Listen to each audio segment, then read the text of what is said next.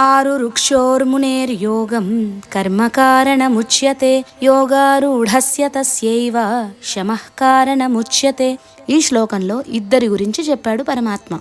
ఒకళ్ళు ఆరు రుక్షువు అంటే ప్రాథమిక విద్య నేర్చుకునేవాడు. రెండోవాడు యోగారూఢుడు అంటే యోగాన్ని పూర్తిగా అభ్యసించడం పట్టభద్రుడు అయినవాడు. ముందు నిష్కామ కర్మయోగంతో మొదలుపెట్టి చివరకు ఆ కర్మలను కూడా వదిలిపెట్టి మోక్షానికి మార్గం సుగమం చేసుకోవాలి. మనం ఇంతకు ముందే నేర్చుకున్నాం. జ్ఞానయోగం కానీ ధ్యాన యోగం కానీ అభ్యాసం చేయడానికి ముందు నిష్కామ కర్మయోగం అవలంబించాలి. ధ్యానంలో మనసు కుదిరిన తర్వాత కొంచెం జ్ఞానం అలవడిన తరువాత ఆ కర్మ చేయడం కూడా వదిలిపెట్టాలి. దానినే శమం అని అంటారు. కాబట్టి ధ్యానయోగంలోకి ప్రవేశించే ముందు మనసు శుద్ధి చేసుకోవాలి. దానికి ఉపయోగించేదే నిష్కామ కర్మ. ధ్యానంలో నిలకడ కుదిరిన తర్వాత క్రమక్రమంగా కర్మలు చేయడం తగ్గించాలి. యోగాన్ని అభ్యాసం చేయదలిచిన మునికి కర్మలు చేయడం ఒక సాధనంగా ఉపయోగపడుతుంది.